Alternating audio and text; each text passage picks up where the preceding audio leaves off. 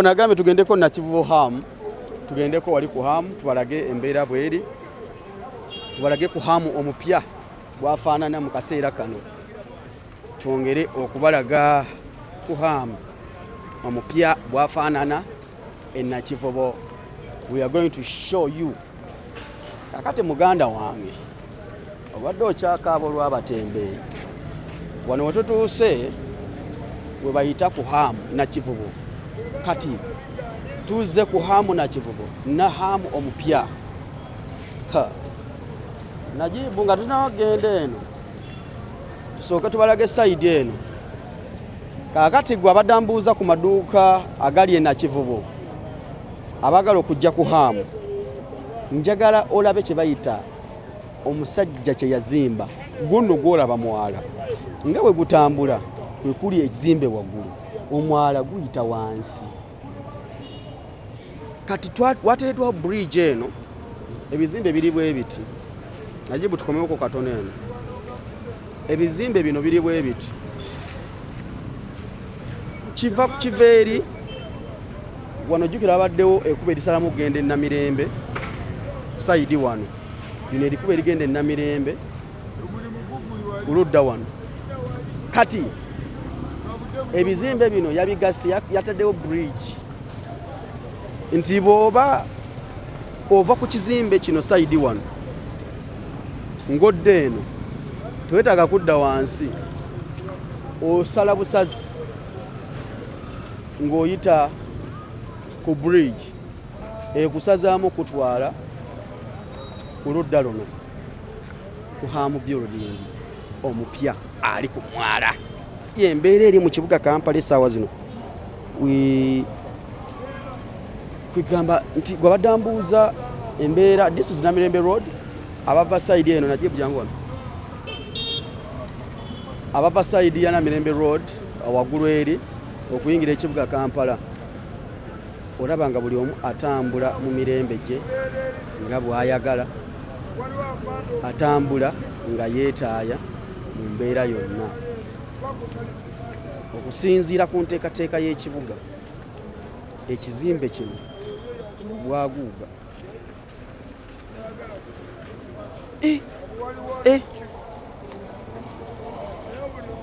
ono agambye thanks very much Sir Miss Kigundu to develop the country Uganda.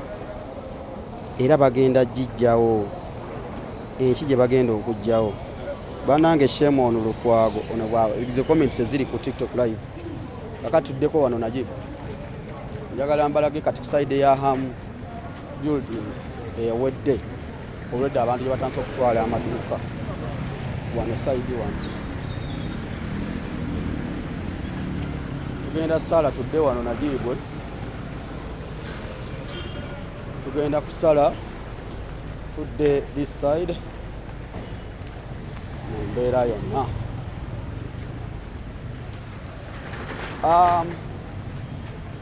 Ekizimbe kyakagibwako akawuuwo wano ku Hamu building omupya ono ali ku mwala yakagibwako akawuuwo naye nga business already abantu batanse okubanga bateekawo business baguddewo mu kaseera kano kulabika nti bakwasaganya emirimu egy'enjawulo. Amaduuka ag'enjawulo gamaze okubanga gaggulibwawo.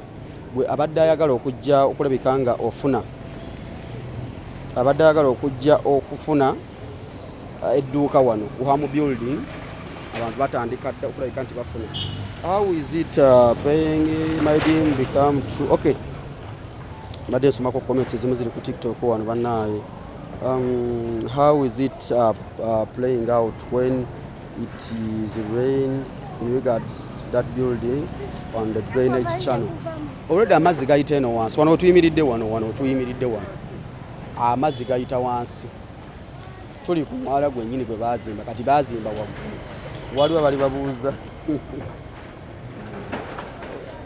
wangi nyabo naawe gyebaleko nyabo kugamba otya obulamu buli butya. Omuntu akulaba ne yeekanga nagamba divorce, what are you looking for? Nze nze kukolera bantu tulambuza ekibuga brother kyendiko munnange kati ndi ku Hamu building wano wendi. Agamba atya omugaga wange Seka ya simu Seka ya sini ogamba otya. Seka ya sini oluseke lubadde lucha enfuufu evaawo emabega. Otule eri amagola ba enfuufu Najibu. Mulunga walinga ate nakawuka. Enfuufu ate evuddewo.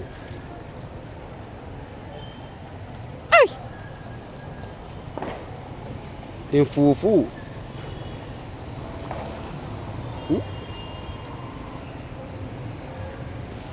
kale soka tambule muko katono Najibu abantu ongera obalaga ku kizimbe kino embeera nga bweri enfuufu yo nyingi here in Dubai seeing live wale kubanga kwoli building on Nakivubo already is done clean city UNRWA container ayuara yavuddewo thanks mbeera bwetyo bweri tuli mu kibuga Kampala amaduuka ag'enjawulo egali wano abatunda engatto abatunda g'enjawulo we bali wano okulabika nga bakola maduuka gwe badde olowooza nti okyali waka nti abantu tebanama kuyingira kizimbe sooke nfune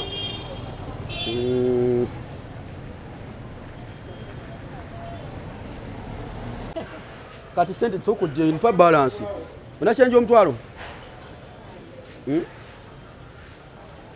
bwetyo butambule ekibuga bwe kibeera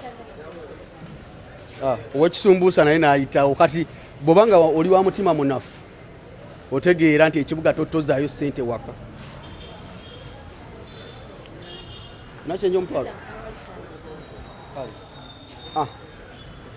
naye kati muganda wange nze ekyugi nkirina sooka ogira obuuza ku bantu bakama bange mwenna abatulaba tubeebaza era tubalamusizaako. Okay, kati tukyagenda mu maaso onagambye tusima emperezaayo tugenda mu maaso tuli mu ham building wano wansi we tuli akati abadde bambuuza amazzi gayitawa gayita eno wansi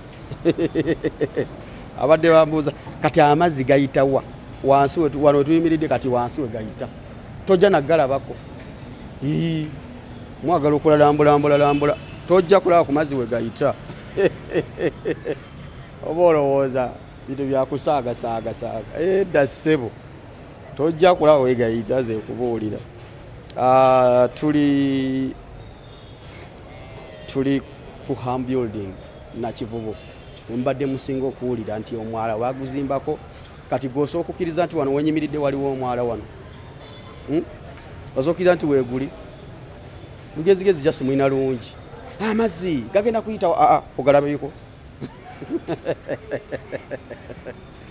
agambye amazzi gagenda kuyitawa ogalabyeko ono agambye mbugenda okole naye badde abaana bano bajooga wano ndi mukola ki sebo wano ndi mukola ki ow'ekitiibwa ndi mukola sebo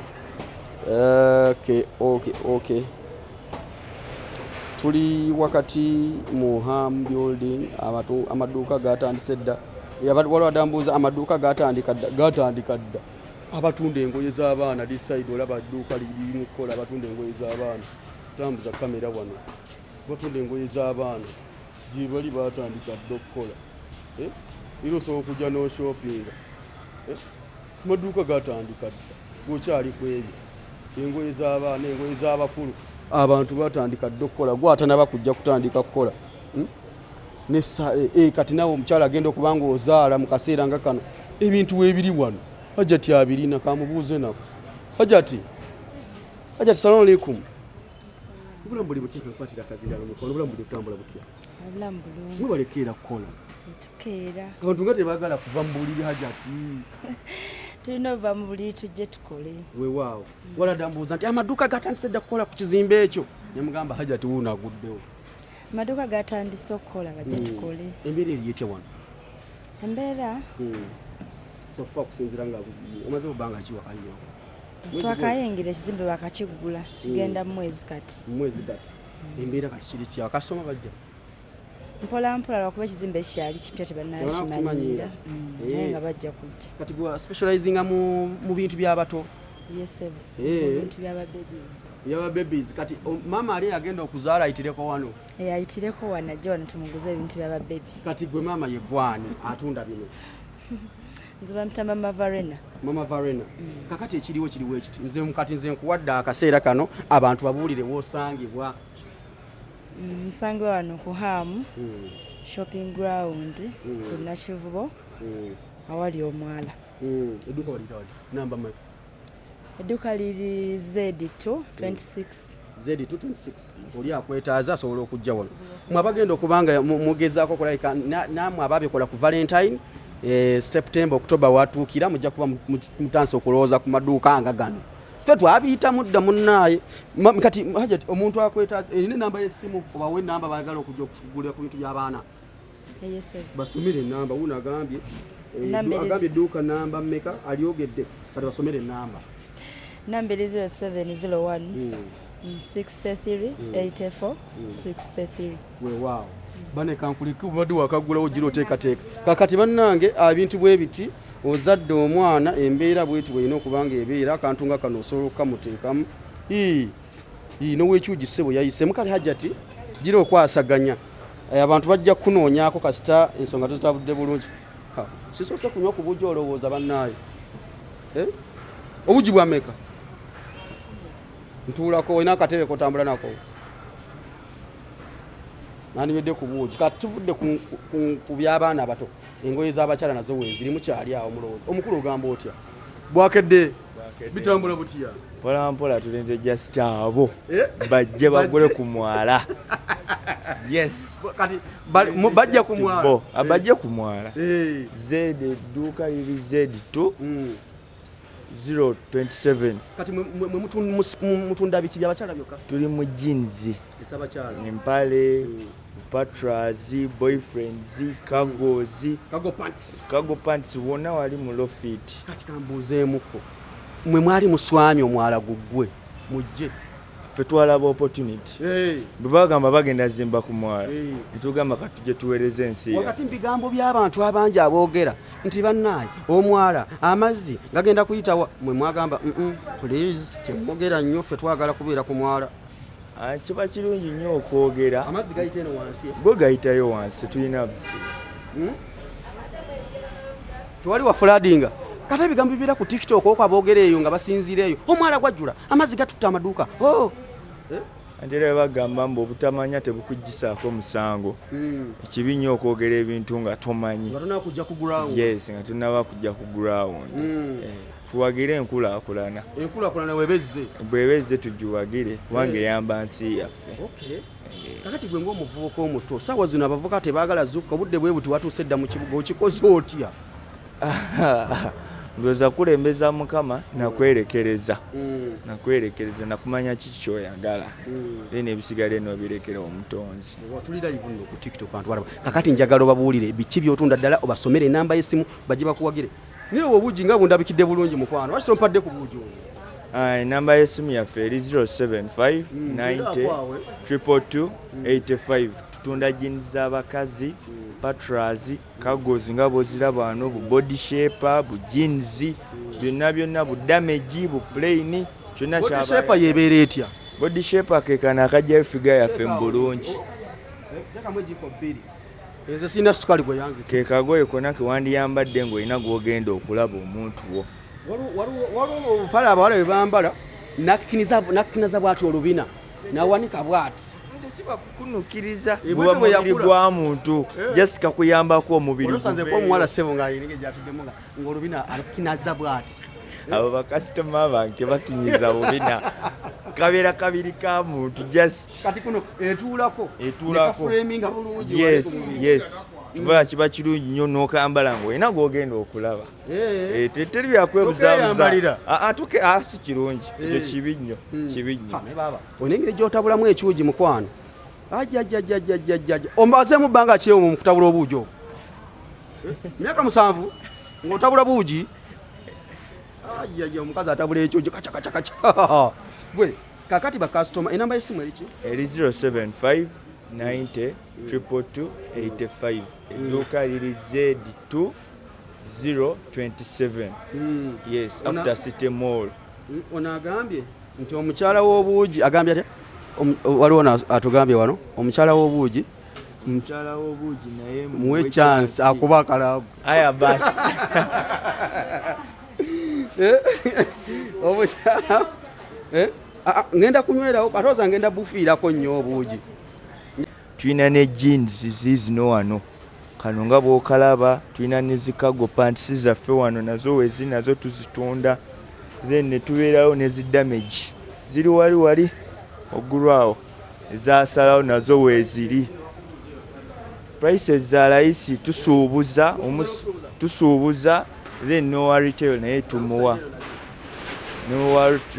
tumuwa prices zaffe bujiini buba bwebiri kitundu oyo boyfriend abeera kwesatu osobola omwewangulira yes so omwewangulira ku mitwalo gy'esatu bei dondolo kago esatu kitundu oba oyambalira ddala n'onyuma kano kwebiri nkuwa n'onyumira ddala ketwagambye akajjayo mubiri gwaffe obulungi ka body shape nako nkuwa wano flares zino nazo tuzikuwa mitwalo gy'esatu n'oyambala n'onyuma kale ebisigalidde tulinze mmwe mweyagale naffe tweyagale onyume omubiri gwe ogwesa ekitiibwa tuzikolera ddala mukama wange tweyanziza taata ne budeliveries bwonna tubukolera ddala enamba y'essimu eri 075 90 222 85 tulina ne merchant code yaffe ne tiktok account yaffe naye erwaninga Elohim Kin Collections deliveries nazo tuzikola delivery tukolera paka eruweero mukama wange G-strings nazo weeziri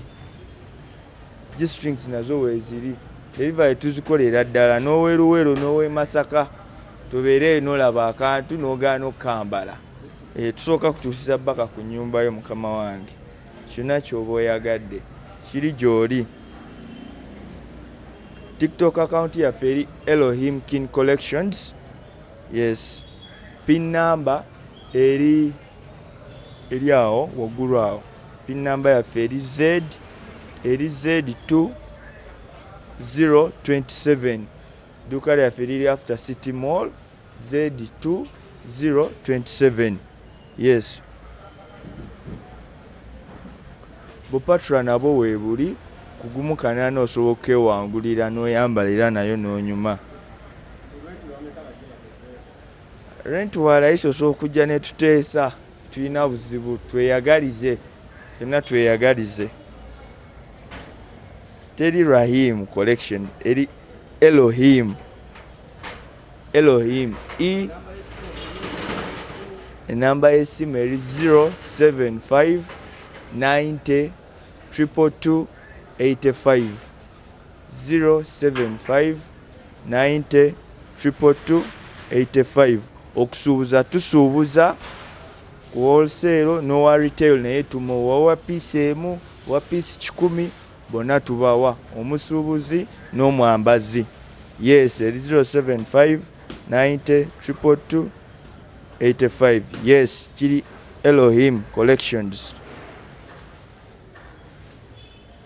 mukama atuwa omukisa ffenna tweyagalize naawe onjagalize kati tulinze mwe bannange ku mwala waliwo ebintu ebitambula amazzi nga gayita wansi ngeno waggulu waliyo ebiriyo bannange yes batulaba nze ekyugi bannange mbadde njasinywako katono naye nga wasemba tuli kunywa ku buugi Kampala waliwo obuugi tuli mu kunywa buugi kati bane mujje muwagire abantu bakuno mubawagire business ez'enjawulo weeziri nga batunda engoye z'abaana batunda ez'abakulu bonna tubawaddemu ku masanyalaze gw'osiimye gw'ogulako kuba bonna bajja kukola naawe wajja kugula obuugi nno nze mbukomezza wano kale kyakabe bakubire essimu abantu bakubire kale ensonga bwe zisobe zitutambulemu konooza tweyongereko mu maaso eno nga wakomye mangu tudde saidi tudde wano tugendeko wano ewa musajja wange sala wano wewati tulabe embeera yo ate eri etya neziwa and sons bedding tuli ku ham building obuugi bulimu entangawuuzi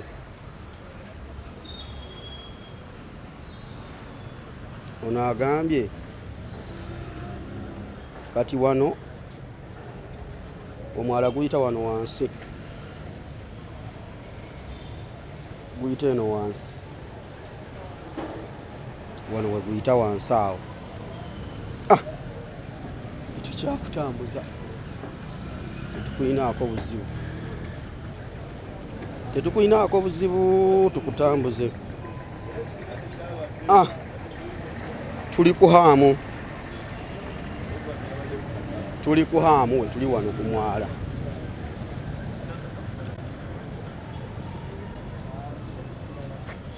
Kati abantu ab'enjawulo bakedde dda, abantu ab'enjawulo bw'oba okyali eyo waka nga weebase ng'olowooza obudde bwakwebaka, abantu bakedde dda okuba nga bakola, bazuukuse dda. Agala okujagula eby'omu nnyumba, tolina neeti waka, ensiri zikulumira ki? Osula wabweru, osula mu nnyumba olinga asula ebweru. Mujje mugule ku bintu eby'enjawulo wano, kuhaamu amaduuka gaggulawo dda, mubeereyo mwebase. Essaawa zino keerako mu kibuga Kampala, abantu ab'enjawulo baguddewo dda. Oyagala kugula buli kimu ekintu, okulaza ab'engatto, okulaza abaaki, okulaza ab'engoye z'abaana, okulaza aba buli kimu. Kati wano waani ewaziwa, wano ewaziwa ndisanizi. Ogamba otya? Kaakati gw'oli ogamba otya ssebo? Bula muli butya? Bano nga ndi bulijjo ndampulira bulizi ziwandisanizi we wano. Ono yenyini omukulu yegwe ziwandisanizi. Bano omugaga nze mulina, omugaga nze muli wedda ntambula waliwo yaŋŋambye ng'akomentinga wano n'aŋŋamba gendako ewaziwandisanizi. Ntuuseewo kati, ntuuseewo omugaga kanjira neesigama. Ugamba otya taata? Alhamdulillah ndi bulungi sebo. Bulamu bulungi. Bitambula bulungi. Akasenteko mukakola? Tujja kakola. Tandikwa simu. Kati eno building empya, abantu badde mbagamba tuli ku kizimbe kye bagamba kiri waggulu w'omwala we tuli essaawa zino. Abantu bannyonnyole ekizimbe kino kitambula kitya, kisangibwawa? Kubanga omuntu bw'omugamba omwala agamba omwala ate gweguliwa, ate kati obaalazeewo eyo. Kisangibwa ewaali omwala Gwe Nakivubo, abatembeeyi kwe baabeeranga. Kwe kitudde ku mwala kwennyini, ebizimbe kwe kati kwe tukolera ku Channel Street. Weewaawo. Kati ziwandisanizi, ndaba musajja wange ani oli? Ali muzungu oyo akutembeese nnyo ziwandisanizi. Kati neŋŋamba naye luli bwolwo ndi mugwakola bakatonda bw'ajja akuleta ku display wennyini. Olimanya nti obeera wano boolaba mu paaka enkadde. Naye laba okubeera eri ku Astoria waggulu kwa paaka otuukira mu ziwa. Wabazizza otya ziwa? Katonda waliswate ekigaliro kete Katonda ziwa wabazizza oluva mu paaka olukirira buti otuukira mu ziwa. Okimanyi nti eno alinga nantawetwa nti ova eri direct otuukira mu ziwa. Abasajja babala ebintu. Kati tunuulire tulina ki wano? Buli kikwatagana n'ekyomu kisenge bwekiri okubyerera ku masuuka, obutimba, tawulo, bed cover, bathrobe, buli kikwatagana n'ekyomu kisenge, ironing boards, closets, wardrobes, tulina zi ceiling nets, tulina buli kika kyakatimba. Ono agambye ono bannange, ono bulijjo nga ono si yeziwa bwe batulaga mulala. Ani gwe bakulaga oba balaba oli? Sebo jangu wano sebo. Gweziwa jangu wano sebo. Soko gyobuuze. Gwobuuze ku batuuze. Soko obuuze mukama togenda. Yono small size. Ani bagambye. Bulijjo nga tulaba mulala. Kati ugamba otya taata? Je ndi munnaye. Oli bulungi. Tuli taata. Musinguzi Ivan. Musinguzi Ivan. Tolina ziwa. Tuli baziwa. Anti bagambye nti bannaye oli ziwa nga mulala kati musinguzi ne oli mutono mu. Ziwa fenna tuli baana baziwa. Ziwa linnya lya muzeeyi. Kati naawe oli ziwa. Ziwa. Kati gwe mugaga wa kuno. Waliwo nze mugaga w'okuhaamu. Waliwo ziwa w'okumukwano. Waliwo ziwa w'okumagoba. Waliwo ziwa w'oku Aneti Plaza. Waliwo ziwa w'oku Sekaziga. Waliwo ziwa w'oku Mega Plaza. Kati omugagga nze si byonna sibifuddeeko, ndina omugagga ow'okuhaamu. Kati ndina omugagga w'okuhaamu kati essaawa zino owaziwandisanizi. Ogambye tulinawo nets, tulina buli kika kyakatimba. Oyagala round, oyagala square, oyagala umbrella, oyagala za two stand, oyagala za ku ceiling, oyagala wall mount, oyagala za remote. Mulina zino zonyiga remote nga nezeereeta zokka. Netambula yokka sebo. Ate ziwa okyongeddemu ebirungo. Nga olaba display eri waggulu eri emukuzo. onyiga kamera zaffe zisobola otuuka waawo netambula tuba tusobola obbira wano ku mukuba Ham Shopping Ground Block Z ekizimbe ekipya. Kati eno neeti zezimu ku zo zowanika waggulu eno yo si ya remote naye yaza remote nazo nzirina wansi eyo ng'onyiganyige osaanye tukyategeka okedde bukeezi naye nga tukyaseetinga emirimu bona ddiro gyagisanga giri bulungi buli kika kya tawulo tukirina bedi cover bukushoni bw'omuntebe bumalidaali bw'omuntebe buno designs ez'enjawulo tulina buli obw'omubinaabiro emifaliso gyemu kimu tukirina kasita otuuka mu paaka enkadde n'otunula bwoti wansi ziwa gwolaba kirira bukkirizi mwotuukira mu paaka enkadde mwafunye ekifo n'obuliri bwe buli n'ekitanda weekiri kyakugezezaako bosa okwebaka nkikuguza nina design zonna oso kimuguza omuntu nkimuguza babazi wananga njakitanda bwekiti kyonna kimuguza ekifaananako nga boolaba ekifaananyi ekyo kimuguza bana ensonga bweziso bwe ziri tubadde wano kuziwa and Sons neera sikuviira kwawo sikuviira kwawo nze nategeera oluseke oyogedde amazima nze era ngenda kutikka ettafaali badda ndowooza mukitegedde bagenda kuntikka ki ettafaali nze siva ku mugagga ava ku mugagga afa azunga mutegedde onagambye ekituufu oyogedde nantawe twamulabye wano agambye ekituufu oyogedde nantawe twalingawo emmengo oyigira buyigizi ova eri mu paaka enkadde ojja okkirira n'otuukira wano kuziwa and Sons kati ate wano kyavuddewo oluseke ndiwakulisimba wano sivaawo era ntikke ntikka oluseke kati ate luseke baluntikira wala bagenda kuntikka luseke wosanga omugagga tomuta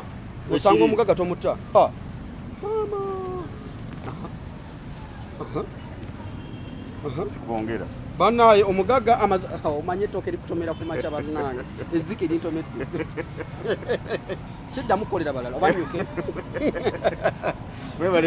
tulambuza abantu ekizimbe kino okuva gye tuvudde eri waggulu tulyoke tunuulira embeera y'abatembeeyi okuva ku nguudo kuno kijja tuyamba nnyo mu mbeera eno okuva bajja babatembeeyi mu kibuga wano embeera eri etya kyatuyambye nnyo kuba kati omutembeeyi yali ateeka ebintu bye nina ne mu dduuka lyange ng'omuntu ayinza ayingira dduuka naye n'abimalira byonna ku kkubo naye kati bajja yingira balamuze era bagule kyatuyambye nnyo era tugendera awo bwe tutyo kasa tebikyuka obimanya ebya wano with the time bigenda ne bikola bitya oli atandise n'obutungulu ataddewo edduuka ataddewo omudaala n'amala ne biddawo nga bebya naye kigenda bwe kiti Kampala ajja tutambula bajja kugula bajja yingira maduka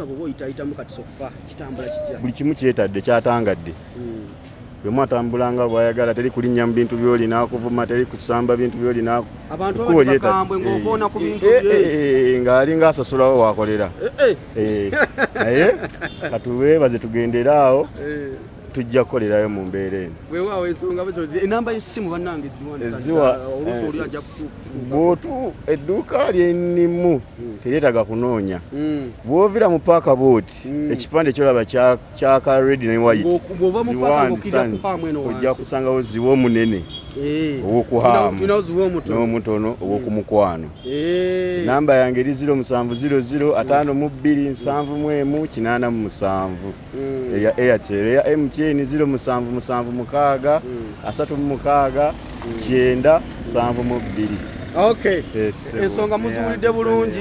Kati najibu nyatwambuka waggulu tukwate short eya waggulu nga tuli eri waggulu tulage wansi wewafaanana wadde tutambulidde wansi naye tusangiddaani ziwa and Sons. Kale ensonga bwezo tutambula ffenna bannaye tuli mu kulambusa abantu kizimbe kino kati ndowooza mutulabye oluseke ndukubye mudda awo nga mudda mu kutwogerera oluseke wolusangira wolukubira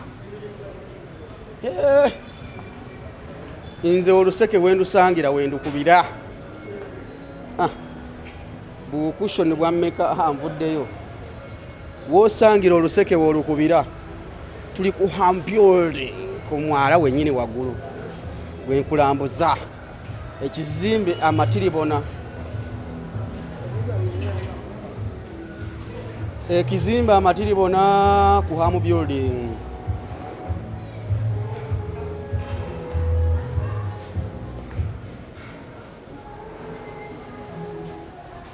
leko side wano.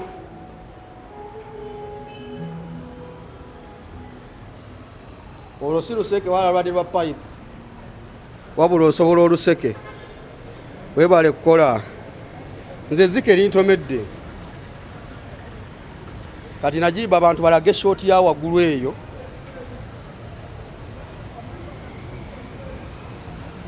Okwatire ku short eyo. Balage ekibuga bwe kitambula. Eyo short ya waggulu girekawo wajje. Eyo short ya waggulu nga tuli waggulu wansi ng'olengera ekibuga.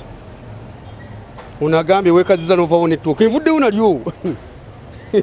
Wansi oba olengera ekibuga Kampala waggulu eri oba ova mu paaka enkadde nga ziwandisanizi bwagambye wansi eri oba oviira ddala mu paaka enkadde okukkirira wano wansi we tuli ku hamu building Nakivubo ku Mwala oba oviira ddala eri waggulu eri. This is the other side abava Inamirembe Road abagenda eri ku Gazaland gye tuvudde nawe osobola okubira side eyo. Tukulaga kibuga nga bwe kiri. Ate bwe tunaava wano tugenda kwambuka tudde wali mu paaka enkadde waliwo bajjeewo kati side eno ssebo Mwala bakyazimbira ddala. Ku Mwala bakyazimbirako ddala. Agamba atya omugagga Sekayasini. Sekayasini nkunoonya kuba oluseke. Kati olaba guno gwo Mwala. Omusajja nakyazimbira nno ddala. Omusajja akyazimbira ddala.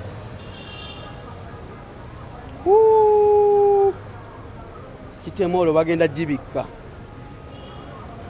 Omusajja akyazimbira ddala kati ogugwe Mwala. Omwala guva eri. Gukyagendera no ddala paka eri ku kwiniziwe. Omusajja agenda zimba paka eri ku kwiniziwe. This is a multi-billion building. Ogenda kubanga azimbira ddala kuva wano paka kwiniziwe. Neri kudde eri gye tubadde nga bagende wa Kiseka neera ajja kutwala paka eyo Omwala gye bayita hamu building. Hamu building eri ku Mwala.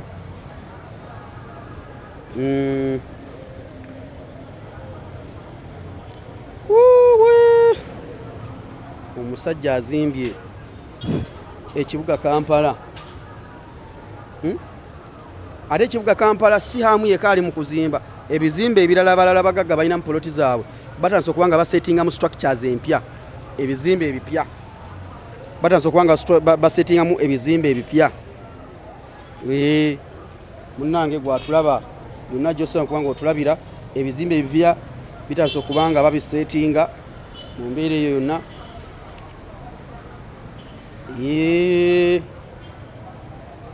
Developed cities temubeera mugotteko gwaba obunyeebwa. Kati wano olaba wano wansi wano wonna. Wano wansi wano abaddewo abantu abatembeye ebintu ebyenjawulo. Wano wansi wano waddewo abatembeye ebintu ebyenjawulo. Naye waliwo omusajja oyo ali ku ssimu wansi awo wa KCCA wa enforcement ako kayambadde nga akavesiti kubaako kamera. Kubeerako kamera ako kabeera ayambadde wansi awo omulengera wansi eri. Ako kabeera ayambadde kubaako kamera. Waba atambulira wonna eba emonitalinga buli kimu gy'aba atambulira okusinziira ku mbeera ebeera eriwo. Tuli ku Ham building we tusinzidde okulabika nga tukuweereza ensonga zino zonna. Naye bunooza tugendeko wali ku paaka enkadde twongere okulaga ne wali ba KCCA baabali enforcement okusanga ng'ofulumizza omudaala gwonna wabweru. Okusanga ofulumizza omudaala gwonna wabweru ojja bategeera ojja banyumiza ani yakusindiseewo batambula ssebo ne poliisi.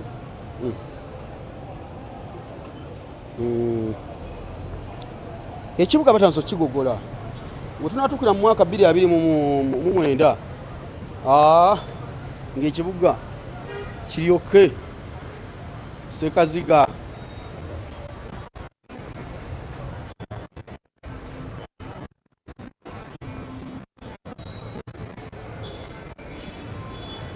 side eri wali aba restaurant bo batandise dda.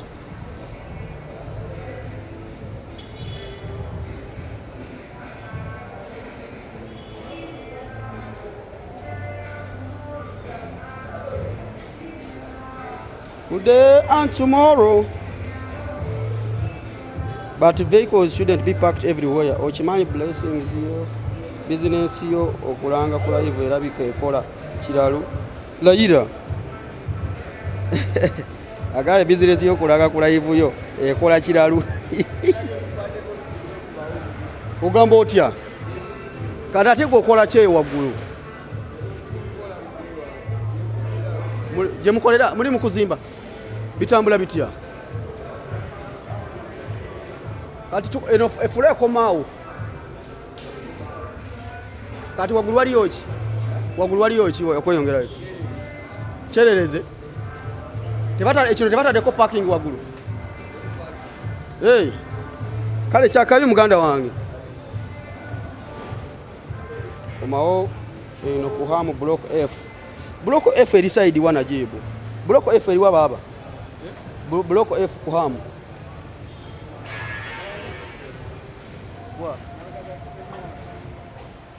Mabega ga stemoro we wali buloko F.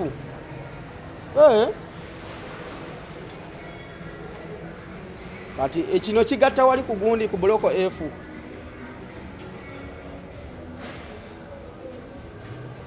Network evuddeko buvina jibu kiki. Kati buloko F yeriwa. Wano sune otufulumira wano.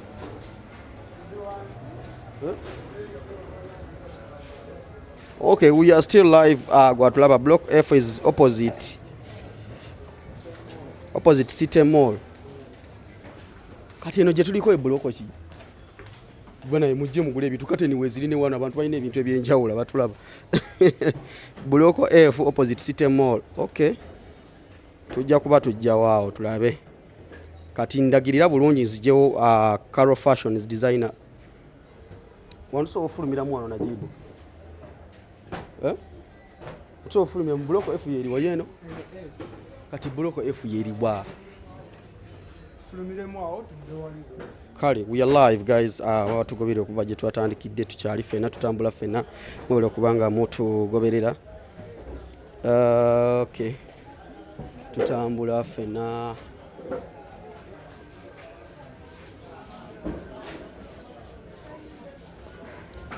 Tuli.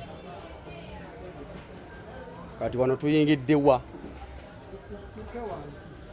Tukirire wano wansi. Kale tujja. Namwe abali ku buloko F. Guys, we are coming for you. Tujja for you. Yinga takyayogera. Caro Fashion is nga takyayogera aliwa.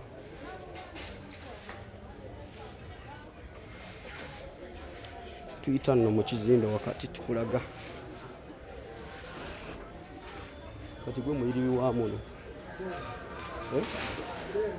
Today okakasa mukirire ate mwambuke. Buloko F yoma yeriwa. Okakasa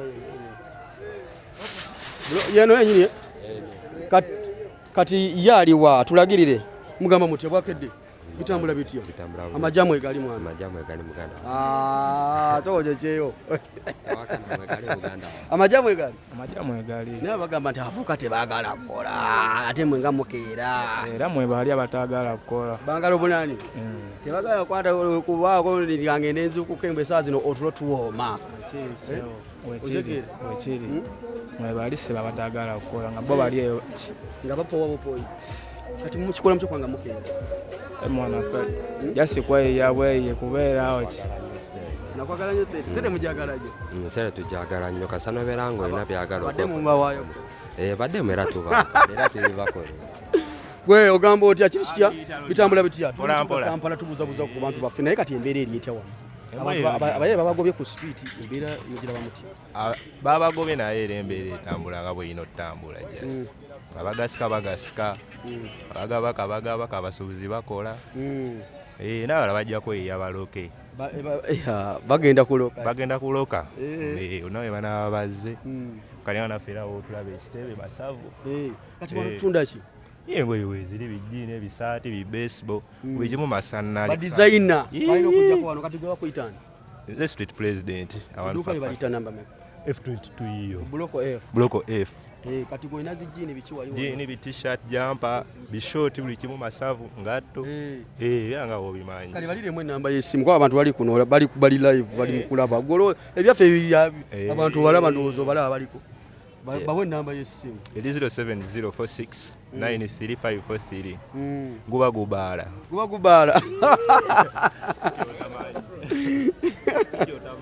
gubagubaala 07046 93543 ya eyo ono agambye tugende ku F127 kati tuba tuddawa agambye bamuyita mujje ku Minata Hijab Point munoonye F27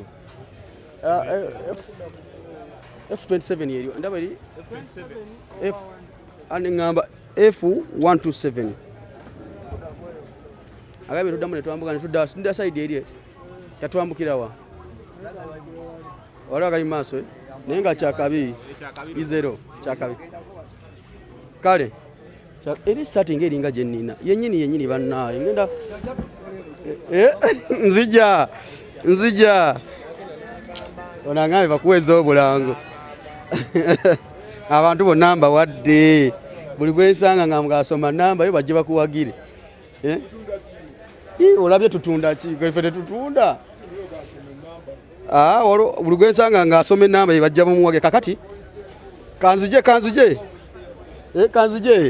kati ekiriwo ekiti najibu tomadala gagano asonyambusa kwagonze sijja gasobola kiri kitya zoko gyombongeko wano naawe dakiika mbitambula bitya amajamu egali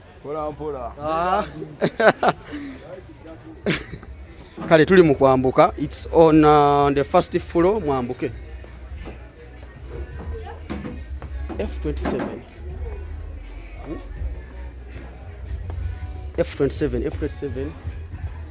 F127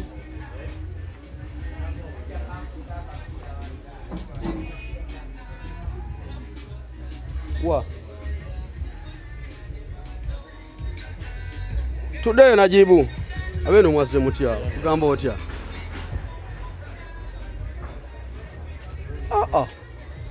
nune otuba tugezi wala ndabimbadde ndaba side eri 127 eri waddayo 147 tuddawa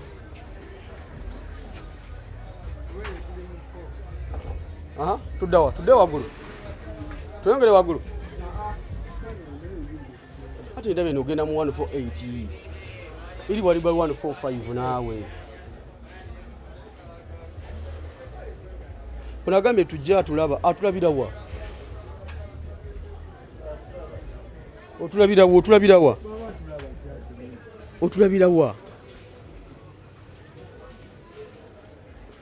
127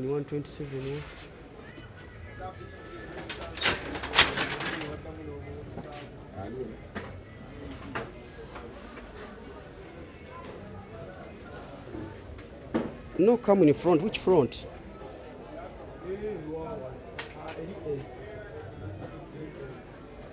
Agambye tugende mu maaso.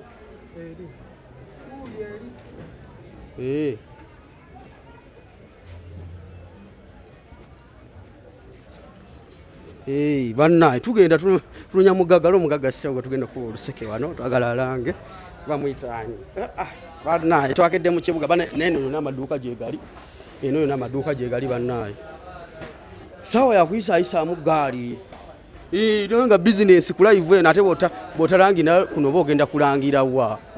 Please advertise with us.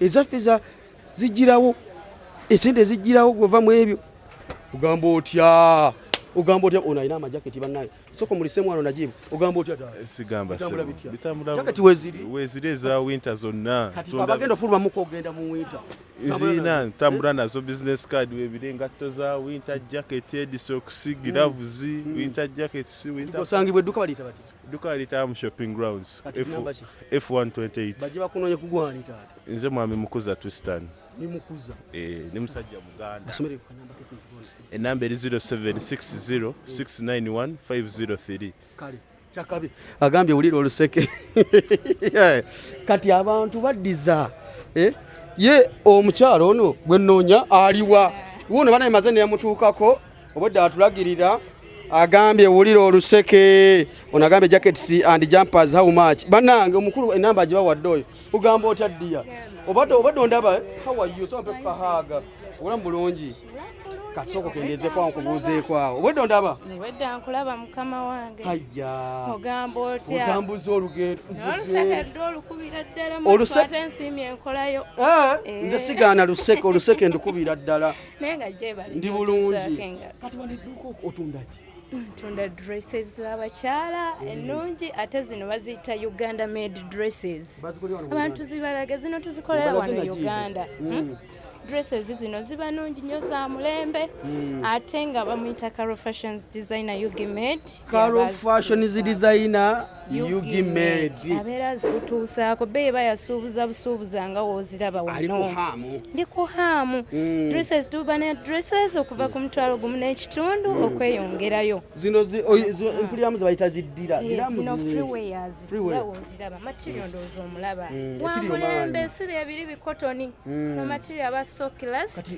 kino kyokyanga nga kya sente meka kino omusuubuzi emitwalo 2 omusuubuzi ng'okyewangulira ng'ogenda eri ebbali okitunda ena oba 5 kyoba oyagadde ettiryo ly'amaanyi nnyo mitwalo gye 2 wano Caro Fashions banaye mujje muwagire Caro Fashions obaawo budresses obw'abawala obw'abadigize obaawo gumu kitundu ngenda kubaako gwenzija mu kasente kakesale okitegeera gumu kitundu nga maddamu omuyiwamu emma abagala okusuubula nabo bagira ddala abasuubuzi zino tuddiringa n'abasuubuzi mukwano so kati nze ndi musuubuzi abo baagala okusuubula onabuuziza osuubuza bebi mukwano tuli basuubuzi Caro Fashions ndi musuubuzi naye meka mama Caro so ezo freewares mukwano ziba za mitwalo 2 gyokka emitwalo gyo 2 ng'ofuna no freeway ennungi Caro Fashions ozoziraba masavu kati Caro abantu soko ogiro basomera ku namba awo anti kati wano mba nteekateeka engeri y'oluseke enamba yange essimu eri 0779 12 42 40 0779 12 42 40 that's my WhatsApp number you can inbox me and we talk business kwogera ku business only business other things no please only business oli mufumbo kosa kantu okalaba kaluma kimala dda ng'abantu basibiddeyo bangi Caro onagambe 0779 12 agambye pisi ya meka Caro pisi mbagambye tulina emitwalo 2 ne gumu kitundu so mujje munsuubuleko obwo bwa gumu kitundu awo wonna babutunda 3 5 so it depends on area wosokola ki wootundira naye ng'ate engoye zibaawo nnyo nga nungi zino engoye zonna zemulaba handmade like these are Uganda made dresses badia come by Uganda build Uganda mujje mugule Uganda muzimbe Uganda yes mujje mtuwagire badia mujje mkulakula nyesi enamba yange nkibawadde abalungi so come and support me 12 shop number Caro shop number eri F127 we on the first floor guys on block F temwerabira shop number yeyo mujje mtuwe shop number eri F127 mujje muwagire Caro abantu yongere banyikiza kati awo ndi mukunyikiza luseke lwange yongere banyikiza bambi so abalungi mujja kati namwe abagala family attires abagala church choir uniforms atunda kamukamu kamu oba okagala mukwano era nsobola okakuguza just inbox me tube nga tukola business tube nga tukikwasaganya business wise ojja kuba ng'ontuuseeko mukwano. Yes. Bana nze nagambe nti nze program eyange gye nkola ojja ku live abantu nobabulira kyotunda nenkuba oluseke ensi nekulya kati kalo nkwagadde nnyo nkolayo kozalagamba ate nze ngende eyo simanyiyo biki so bambi koze kyamannyo. Thank you for supporting me, for promoting my business. Bambi, I'm so grateful. I appreciate you. Onagambe divorce bali kuweereza era ne wakalo ogenze kuba lusekera kyekindi esooza nze kukima kinaawe bwana oluseke abeera ino ddu nze nkubi nze mukama yaŋŋamba divorce nkusindise bantu bange genda obakuba oluseke kalo agenda kumpa oluseke wano sembeza eri emabega sembeza emabega booti sembeza wano olwayitawe kati sembeza emabega sembeza emabega oluseke lwoli lwankutte dda ku makya kuno oluseke lwankutte dda sibalaga bajja kujja balowooze nina nnyingi oluseke lunkutte bana oluseke lunkutte mujje wakalo mumuwagire bambi ali wano ku F127 ku block F wano kwa building mujje mumuwagire bambi wamma ez'obulango bampadde ez'obulango sharia ya bulaka ya mmeka sharia black eno sharia ya black angisuubiza emitwalo 3.5 munange sharia ya bulaka ya navy blue same price navy blue kale bana ensonga muzitegedde bulungi kati karo nzikiriza nkusiibule naawe kati mmaze okubuuzaako neze nekubuuzaako ate otambuza olugendo bambi webale nnyo mukwano.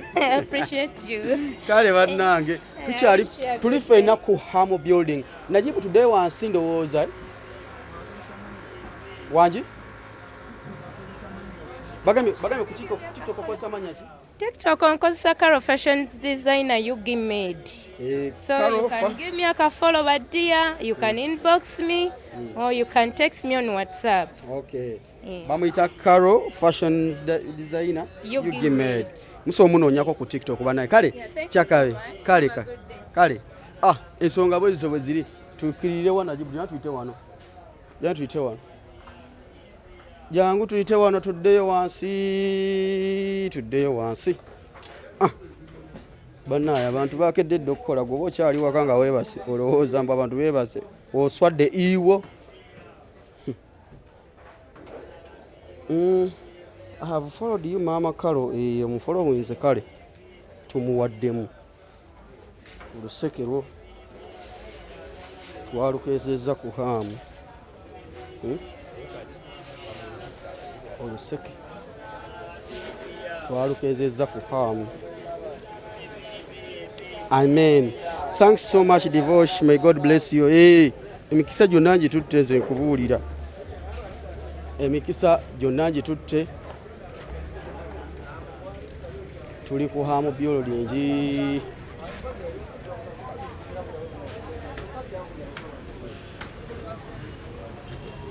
bambuzeemu najibu gye twatambulira ne full figure nga tudde eno yaliwa twayingirira wano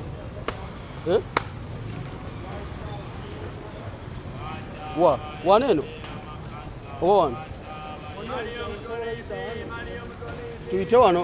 tuyite wano wabweru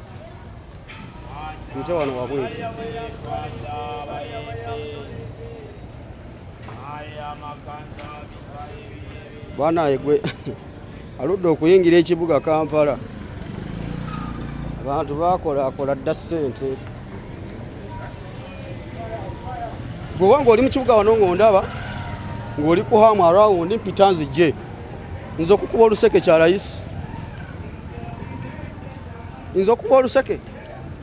layisi kiyinga kunywa buugi nze okukuba oluseke kya layisi nnyo we twakoogere wano nga nakubye edda oluseke abanakibuga nga twogeramuko nabo mu mbeera yonna nga tunyumyanyumyamu ku mboozi ez'enjawulo ne banakibuga byowulidde abatuuze naddala bawangalya mu kibuga Kampala bigambo byabwe emboozi yakuwayawayamu emboozi za ku street muganda wange bigi nnyo tuba tulina okuwuwa nga tuwayamu ffenna naye lwokuba nti akadde oluusi katusalako mu mbeera yonna nga tutambulira awo naye gwe atugoberera kubadde naffe okuba gye tutudde ku TikTok live abantu bali ku Celebrity Track live.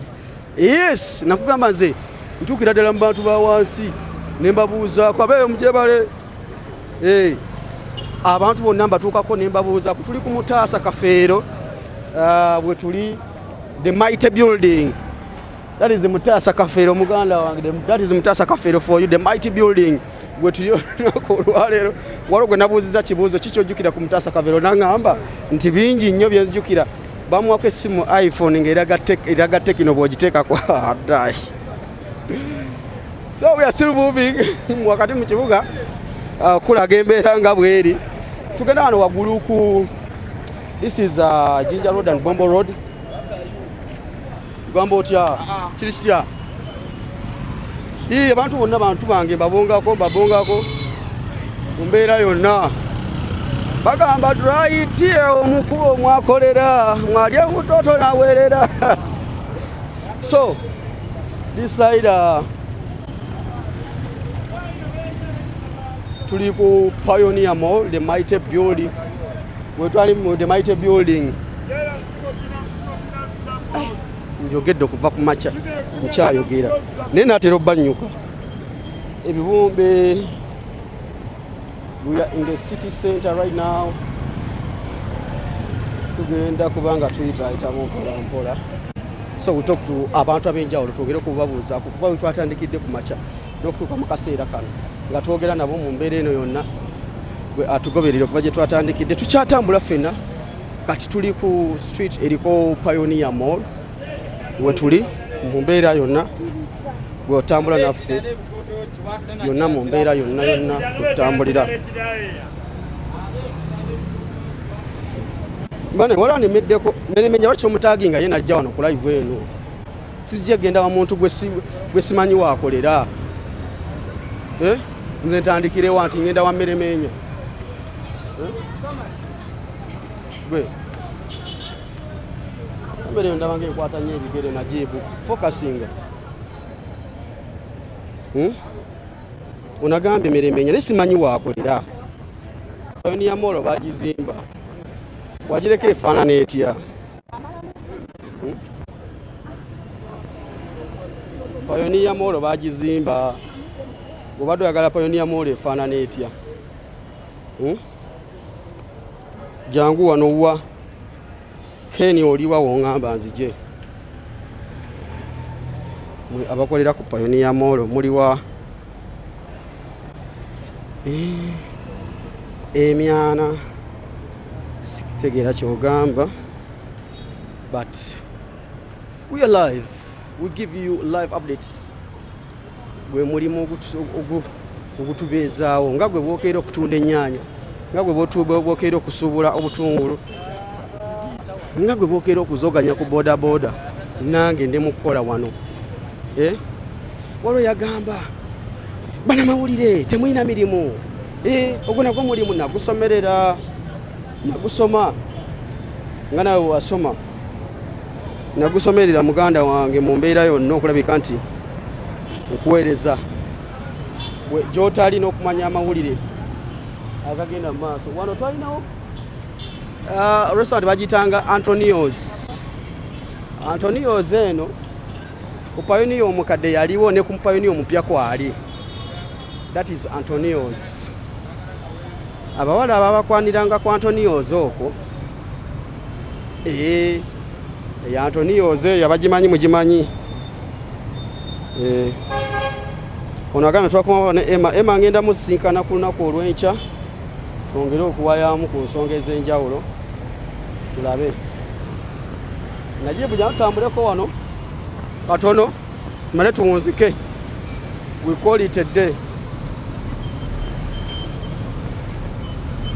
Sebo Kampala wano I don't know whether abagwa ebiduka bagoberera traffic rules zino.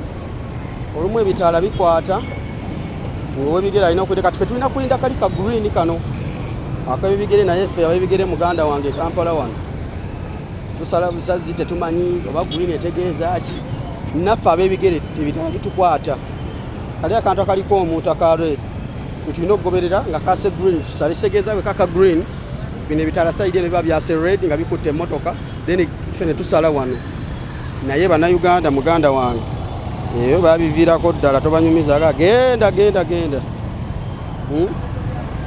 atulinze ffe tulinze tulabe we want to see whether abantu bagoberera amateeka yamupire waidi tulaba abantu bagoberera amateeka ng'ebitaala bitadde buli omwa otwaliza gaapu bwe basalira nenjala okusomesa nti ebitaala bino bw'olaba nga kali akantu kali akalimu omuntu kaka red omanya bikyakukutte sijja kusala nga tebina bakunta kati bina okuta emmotoka zikwate osegeera ndowooza you can see Uganda wano ebitaala wali byase red but olaba nga emmotoka nabo bodaboda basigala bakyajja wano ebitaala biri mu red you see wano kiri mu red Uganda kwegamba Uganda gwamanyi ate Uganda obeera safe nga tosalidde ku zebra crossing which is very funny osegeera obeera safe nga tosalidde ku zebra crossing osalira ku zebra crossing obeera tuli safe ebitaala bitutadde biri mu green naye emmotoka zikyajja osegeera in Uganda wosinga okubeera safe nga tosalidde ku bitaala osalira ku zebra crossing ate otoba safe oyimira ku zebra crossing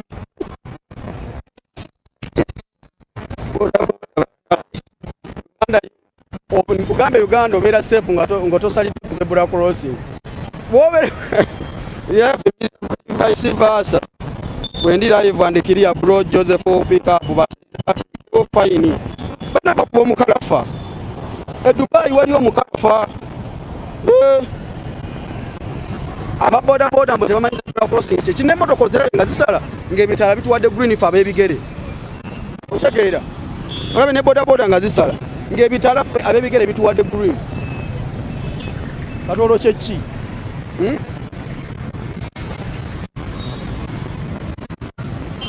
ekyo kiba kyekyo bakiyita batya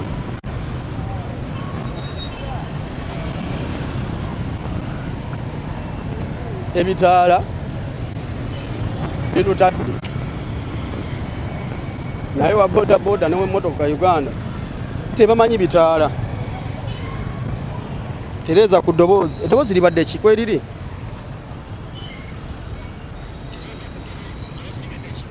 ddoboozi kweriri bannaye n'ababodaboda babagobe ono ye bwagambye ngenda wunzukire wakyali wange bamuyita GTM computers naye ali wano ku Kampala road ya side bwodda side era ogenda ku Bombo road naye nga bw'otunulira streets zino mbadde musanga abaana basikasika abantu ng'ayagala smart passport photos smart jangu ogula essimu smart jangu okole booti abo nabo gwafuuse musango haramu okusanga nga oyimiridde ku luguudo ng'osikasika omuntu mu ngeri eteetaagisa mu ngeri etategeerekeka ng'osikasika omuntu naye no street abasinga bagamba ebintu ebiri genuine tubigula on these streets eza Kampala ng'oze side eno mwegenda ku Kampala road mbanguza ekintu ekiri genuine muganda wange ebyo byavaawo muganda wange mbo kati bwengenda ku streets ezo vamu ebyo muganda wange oba otomedde as you can see tuli ku Kampala road on this side abagenda ku Bombo road bakozesa mukono guno then abava ku Bombo road ng'ojja Kampala road this side ng'ogenda ku Jinja road the other building bagiyita Mabirizi abasinga mugiyita ntya Mabirizi building ekyo ekizimbe kwe kwava omusajja naye wanatula waggulu awo naye yali ennume y'ekigo ku ttaka nagwa ku ttaka agambye waggulu eyo waliyo ki nange simanyi it's a bar ogamba ku papyrus simanyi bekyali papyrus this side kyali papyrus eruddewo eyo gy'olaba eruddewo gy'olaba side eri twalinayo high table yali side eri naye emyaka gigenze jadda emyaka gyekulungudde ebbanga liyiseewo oluvannyuma nga high table evuddewo weebale kuwa abantu biriko n'atafa nze mbawadde ebiriko kati essaawa zino some of you mbadde muneebuuza ekibuga Kampala kifaanana kitya nkutambuza from downtown to uptown kati nvudde eri wansi downtown tuli eno wakati tuli waggulu eno mu kibuga waggulu nkuweereza Kampala city and the situation right about now nga bweri nkuweereza situation nga bweri essaawa zino muganda wange buli kimu should stop shops extending walkways okay next year AFCON yaman high table njukira onagambye high table njijukira webale wamma najibu tambule mpola mpola tugendeko wali wa Dennis tumalirize show tugendeko wano ewa Dennis tumalirize show mpola mpola nga tuyisamu mu kibuga Kampala tugenda wano ewa Dennis tumalirize mpola mpola show tujiwunzike mu ngeri ey'enjawulo atulaba gyotulabira yonna but I think abali mu followinga ku celebrity track you are watching nabali ku TikTok alindako nkyagala bera kwano makati nabali ku followinga ku TikTok mwebale kubanga mutu followinga devotion kolerani nkolera abantu muganda wange bamuyita Sean Styles exclusive professor owakabi the professor de Juggernaut Sean Styles exclusive wali amugambye akolerani omwengo omugambye ekigambo nga kinene musajja wange wa GTM computers ali wano ku Kabaka Kintu Plaza Kabaka Kintu House ayinawo computer z'omulembe mbadde njagala mu masanyalaze gange leero Kampala annyo buuza aba boda boda universal ba Osco yali mu ku sente zaffe Osco yali mu ku sente zaffe kasooka tugenda buuze ku ba GTM nga bwetunoonya ku universal house mala okunoonya ku universal house kati wagenze kusaba ewa pastor yes nagenze kusaba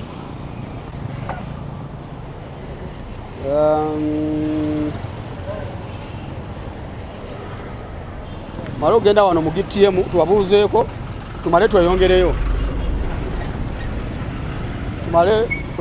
ko nga tuyingiddeko wano mu Kabaka Kintu Plaza tugendeko wano mu Kabaka Kintu Plaza tugendako mu GTM tugendako mu bana ba GTM tubabuuzeeko then tumale tunoonye Oscar ali ku Universal House wano wayambuka amadaala ng'ojja mu GTM oyambuka amadaala ng'ojja mu GTM tibwoyambuka wano amadaala oba oze mu GTM ssebo kati wano omukulu abeera wano kugamba otya mwetuli boss seziriwo kati maze nezijja ku live nazibu jangu eno eyo GTM walage ku GTM katuli mu GTM wadda gye mbagamba abantu balina zi computer osoko bulira abantu kye tulinawo kati batulabako mwe namba buuzaako tulina omugagga wano atusazeeko ku GTM tulina ebyakabe byonna wano eno tusangibwa Kabaka Kintu abantu bannange byaddala bannange gwe muganda wange kirisia senso kulaba Shafiki IT Dennis aliwa Dennis abadde ali wali aparkinga yesebo nenga computer zo zibeera wo weziri nnyo laptop zo mulembe byonna weziri wano GTM computers monitors zo mulembe weziri byonna oyagala computer ngene eri ku meza eri covered iyo eri sizes mwenye 3 inches yesebo ayagala laptop zino ez'aba student abatandika namwe ababedde bonna bewatuletera mukama wange Dr. Kwefu ebyuma bikola bulungi kwefuna muleeta wano ebyuma yabijja wano amina so tuli ku GTM wali bipando biraba GTM computers Kampala Road tusangibwa Kabaka Kintu level 1 C07 yedduuka otuse bulungi C07 Kabaka Kintu House tuli essaawa zino abaga laptop biki byonna wagwanda ya namba z'essimu enamba z'essimu 0704 878505 eya Airtel, ya MTN eri 0783 428385. mukama wange oba otufuna wonna yaman. Kale tuli ku GTM Computers, omukulu omuyita Shafiki abeerawo wano osobola okujja newefunira mashini ez'omulembe, graphics design, ayagala mashini eza heavy duty, okola networking heavy duty, zonna mashini ziwe ziri muganda wange, osobola kubanga ojja newefunira mashini ezigenda okuba nga zikolera ekintu. Kale ogamba atya Aneting Nangendo kansuenti oli bulungi webale kubanga kwoli najibu soko mpe ku power bank simu eno genda zikira. Tuli ku GTM bannange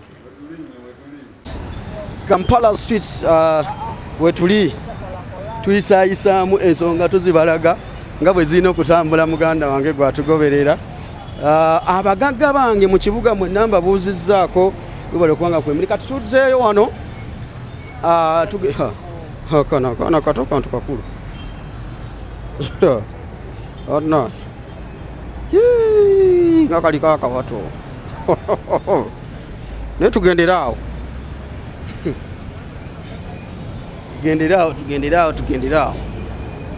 ajja kwerabira eyo mwebale kubanga kwemuli nga mutumbudde kiri kitya oli steady. We are live. How are you, my brother? How are you? How are you? Karas. Good, Kampala? Yeah, man. Tuli mu kibuga Kampala. Ngomyeyo ku street bana weda mugamba ddaye wabweru ku street twagala kola street ze Kampala. Tugenda kubanga tukulaga dustbin ezo za makulu tuzirabye tuziyise tujazisanga neno maso je tulaga. Tugenda ku City Square.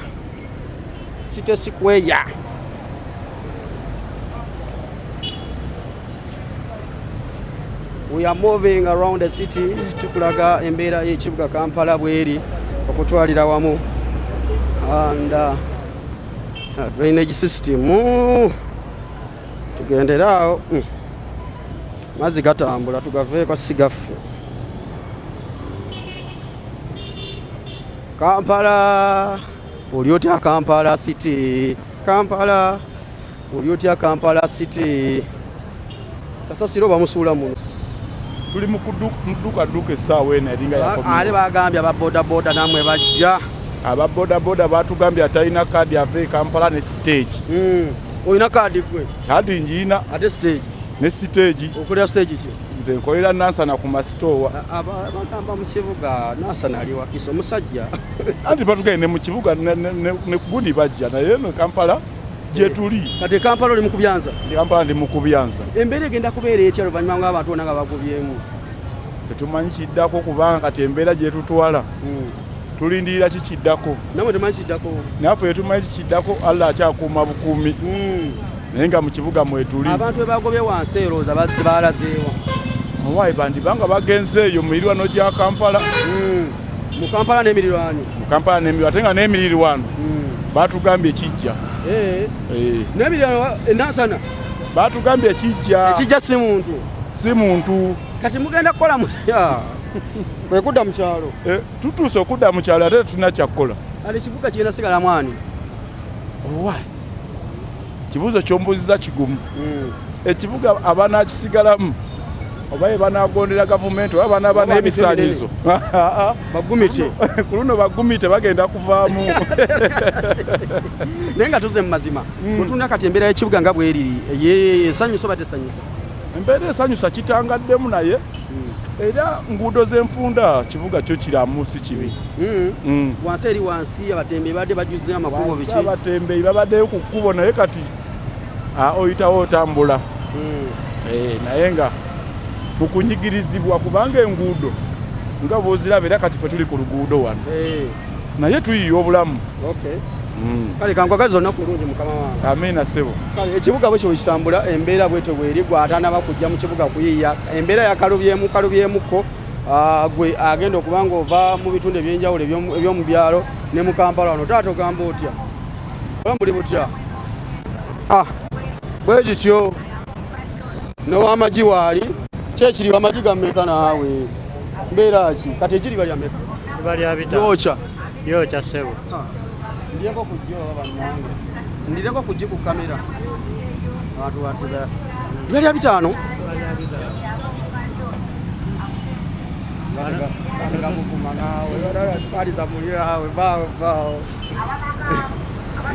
Guys, tukyali mu Kampala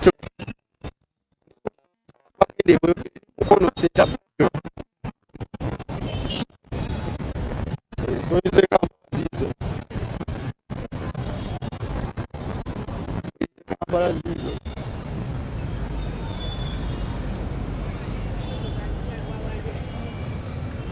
navudde wa pastor omushana bannaye mwebale kunkulisaayo. Tuli ku City Square. Abantu bali mu basi ez'enjawulo. Wali side eri waliyo basi za Wakule Nume, kati this is City Square. Abagende mukono center Bajjo. Luzabugolobi. Wamugamba mutya Luzabugolobi. Wali aga Luzabugolobi. Kititale kirole butabika. Adamuko. Ne butabika. Neda Luzabugolobi. Kititale. Luzabugolobi kititale luzira butabika kirombe. Oli agamba mugamba Luzabugolobi. Wama kibera kitya Luzabugolobi. Oli agamba mugamba Luzabugolobi. Oli agamba mugamba Luzabugolobi.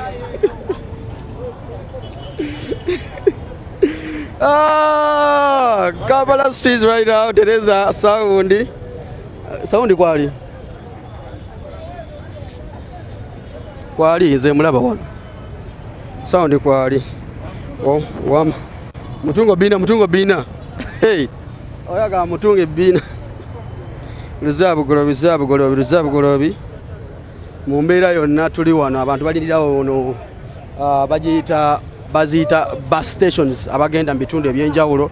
You can use osobola okukozesa wano noba ng'oyita wano. You guys kubanga otambula ng'ogenda mu bitundu ebyenjawulo. Mpita mu kibuga Kampala chap nga nkulaga embeera nga bwebeera mu kibuga Kampala. Abakozesa public means of transport. Abakozesa emmotoka ezaabwe. Abatambulira ku boda bonna mwebali. Wamandazi, anyone need city clean? Okay. Kati tugenda kubanga tutambula mpola. Tugende Nakawantinda. Nono naye katumuwemu Najibu. Missing person Musinguzi Geoffrey. Myaka 6. Lost near Mulago Hospital nga 13 February. Tugenda mu Valentine nabula. Ono yabula nga tugenda mu Valentine nga 13 February. Alina jali mbufumbo batusonyiwe. Ne namba zezo wamulabyeko osobola kubanga otegezaako abantu.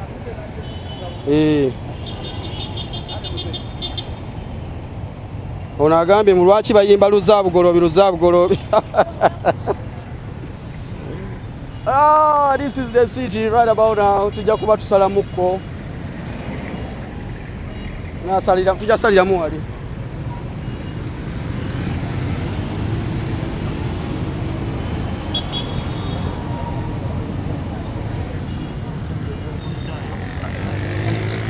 Najibu tunuze eno kamera wano uli ku Bank of Uganda. Sinagandetera bizibu. Sajja ba Bank of Uganda bakwekwasizaawo.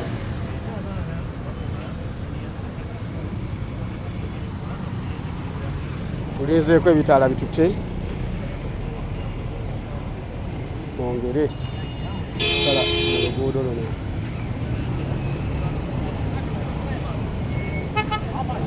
Abagala nabo bayiseewo.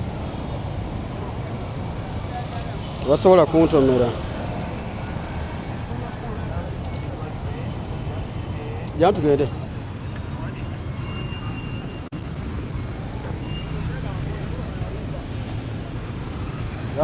Jangu yade tebina wakututa tugende bugenzi. Wa Kampala akalumye kiraka byafudde.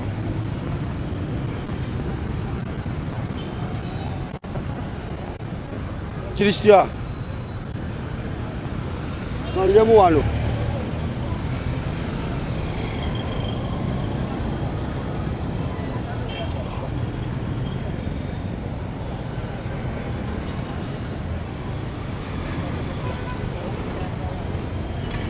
Kasooka tulinde green yake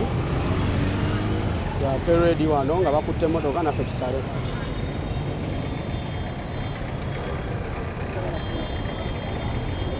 Sijja buuza afanda neesonyiwe.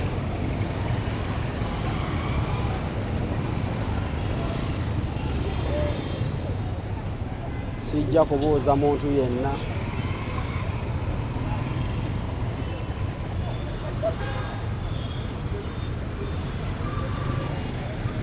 Tewali muntu yenna gwe ngenda buuza.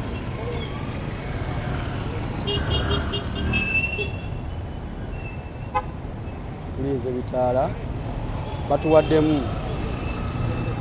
Lindako ebitaala bikwate reedi. Ndowooza olaba beetomedde. Kibuga Kampala bannaayo batunuulidde nno nze nze atabaliiko.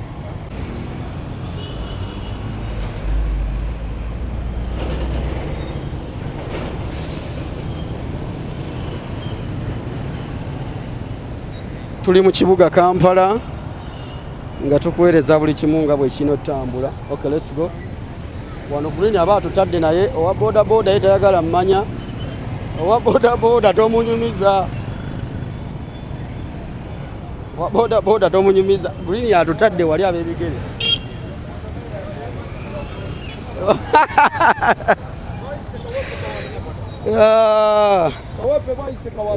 Najibu mbw atya okufa atunula gy'alaga.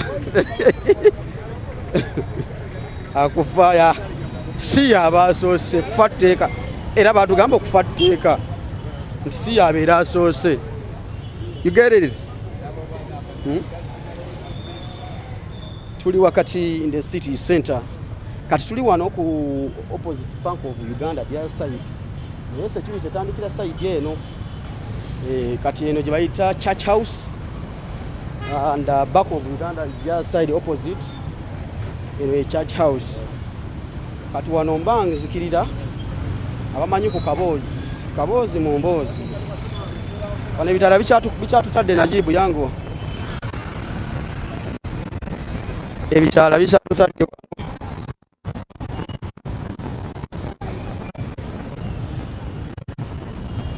Ebitala wano bikyatutadde naye gwe njagala bakavuyo ka boda boda. Okalabye? Now divo webale wamatulaga kibuga Kampala. Bagambye Najibu yangu wagwabuza sound obeera wala. Nze ayogera nga sinaba kukoowa. Wano wali radio 1 akaboozi ne akaboozi FM. Kubiri akaboozi radio 1 akaboozi. Era wano wetuli wennyini. Tugenda ku Universal. Bagambye Universal House Najibu.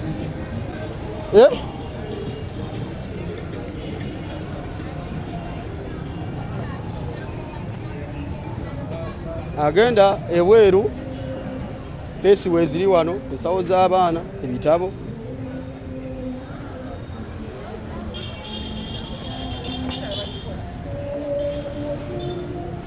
Waliwo street najimwadde mulaba eriko emiti mingi nga mwebuuza emiti gyawa. Batugambye Universal House kale.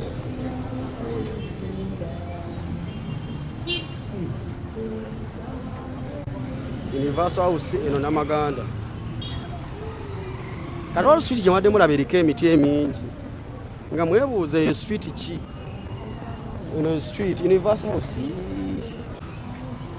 Kale nobadde ogigoberera ng'erikoodi.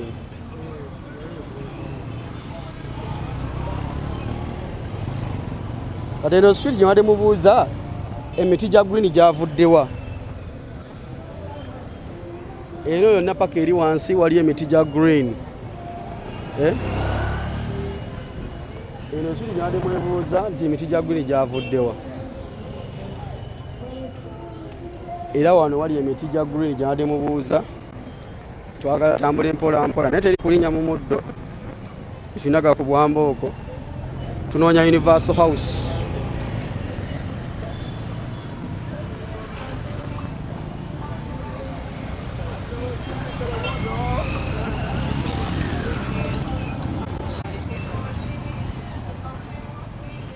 Sonya Universal House naye Oscar wobo tulaba tubulye bawe tukutewe watuufu hospitality ne kawero coming twatambudde ekibuga kyonna tewali yatuwadde ku mazzi water Oscar Kampala so go tunywe ku mazzi indeed you have to first take water yeah.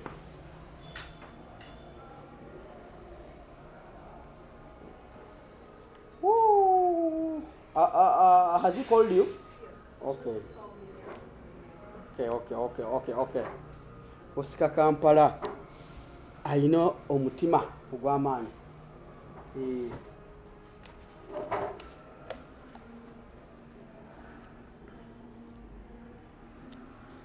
Kati guys tuli wa Oscar Kampala we tuli for those who have been watching us live kuva gye twatandikidde up to wano we tuli ekintu kitambulirawo Najibu abonye wenyine boss ukwata amazzi go Najibu mazzi gawooma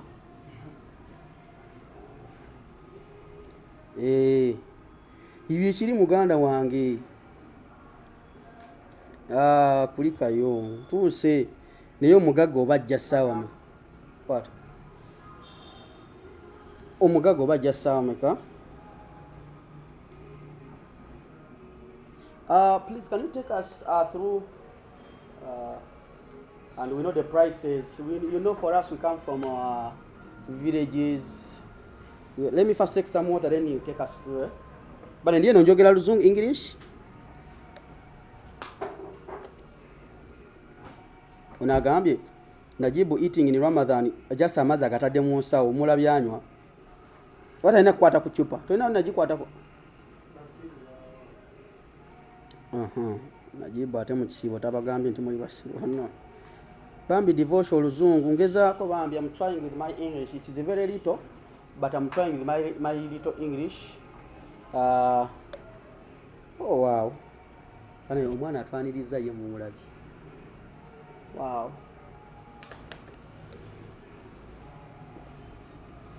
Kayina smile. Naye nga tuli wa Oscar Kampala. Kayo. Kaneno. Kano bakayita ka humidifier. Humidifier. Guno si muliro. Mujja kulowooza nti muliro. Mbusebo tewasiibye. Unagambye divorce weyagale guno omwaka guno gugwo. But divorce don't eat her. Why would I? Kati zola baze koti ezo n'empale mweri zize koti zibayambala.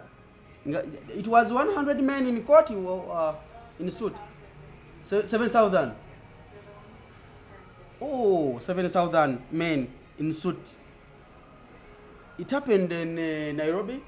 Yeah.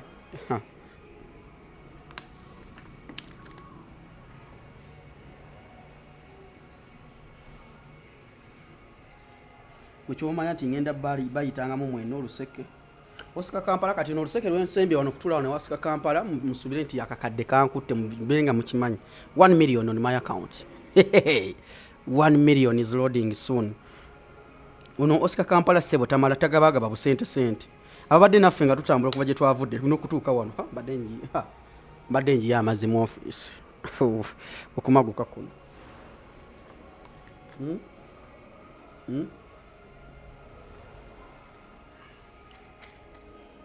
Unagambye divorce ku luseke lwa suit muganda wange. Now, my English is little. I'm not used, but I know English, by the way. I'm called Divorce Matovu. That's my name. What's your name? My name is Khan. Candy? Yes. Oh, Candy, I love your smile. Thank you. Wow. Guys, smile. So I want to take us through these coats and you know the prices? Okay, so I'm just going to take you through what's on display. Yes, and the design. Okay, so currently what's on display is our collection for our collection for the 7,000 men, Yeah. which just launched last year in June, July in Nairobi. So these are the suits. So they're just jackets and the pants as well. And then these are the kaftans for, you know, the older older fashion, eh? Yes. So if you want to attend a wedding or a dinner, we also have kaftans. It's a kind of a vintage outfit. This No. Kaunda suit, eh? Yes. Oh, Kaunda suit. Yeah, but also do have vintage pieces as well. Vintage, yeah? Yeah, we also do. Then these are also some of our most recent pieces. Oh, these ones, eh? Yes. Oh. So we've got. How can you describe vintage, this when you want to describe it? This one. Okay, maybe I can pull this out. Oscar This Kampala. is here. Here you come this side. Eh? All right, this is a round collar suit. Yes. Long So, collar suit. Yeah. It comes round with a collar. basket. Yes, it comes with a waistcoat and pants. It is not a basket. Okay, you can call it that as well. Why would you call it a waistcoat? You want to ashame me life on my life? Eh? Okay, it's a basket. It is a basket? Yeah, it's also right. What about this one? This is a camouflage? Yes. Camouflage, yeah. Camouflage. Binombe man Oscar Kampala was a jolly. No boss. Your boss is laughing. Live on me. He's here laughing. This is a camouflage. Yeah, this is also camouflage. It also comes. No. For it, What is just the a material? Jacket. The fabric, you mean? Oh yeah. Yeah, it's a very good. But what's your name? Can. It is called the fabric. Yes. Not the material. You can also call it a material, but in this, in the fashion world, we call it a fabric. A fabric. Yes. Guys, it is a fabric. It is not a material. A material, it is in Ichiyembereni. If you want a material. What about the ties? The ties? Yeah. We also have. It is still called a tie, or you change the name? No, it's a tie. This one is a tie. We have different ties with different patterns to them. We prefer to have patterned ties compared to like a plain tie, because when it has a pattern, it brings more contrast to a suit, like the whole outfit. Yeah. Okay. Do you know some of the prices here? For the prices, we have ranges. So different fabrics go for different prices. So I can't really tell you that this goes for this specific When I price. want like this one is a full thingy. Rozungu ndiye nondugata. You are making me adding my English is very little. How much is this one? It would have to go for different price because of like the fabrics. Okay. Yeah. So I can't really give you like a specific figure to that. And the shirts? Yeah.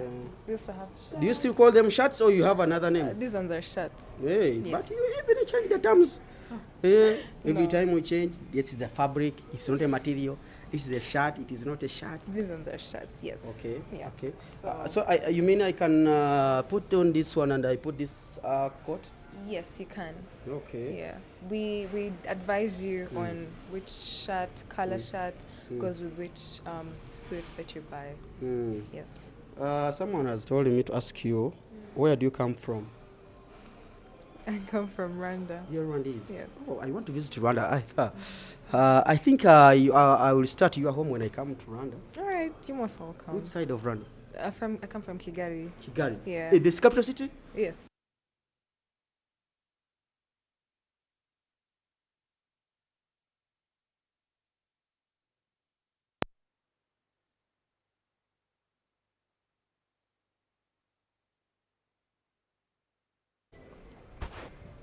Mine is on. Sound is back. Okay. We are still talking about Rwanda. I want to visit Rwanda one day. So when I come, am I allowed to stay at your place? Do you host visitors? or Papa will send me away. He will. Hey. Ay, wow. But there are different places you can visit and stay at. Okay. Yes. And I want to get someone from Rwanda. A fiancé. Oh, you should go and visit, then you will. You should go and visit, then you'll get someone. Guys, ngenda Rwanda anytime. Kuva wano. We first go this side. I want to know on which occasion can I put on something like this. Can I put on a wedding? Yes, you can wear this on a wedding if you're attending, or even the grooms, like for the introduction. Yes, most of them come for such pieces. If you're visiting the girl's family, you go for such a piece. I always see these guys putting on some attires and putting on some open sandals. Yes. Yes. That shows that I'm very rich, or what does it show? I think it's an African wear. You just want to complete the whole look. So of course to put on those crafts, because they're called crafts, right? Yes. Yeah. I thought that only rich people can they only putting on that one. No. Guys, don't laugh at this English. It is I'm adding some soap. No, everybody can put on such an outfit. It doesn't matter what class. So where are we located, Oscar Kampala? Oh, we're located at Luwum Street. Have you heard that?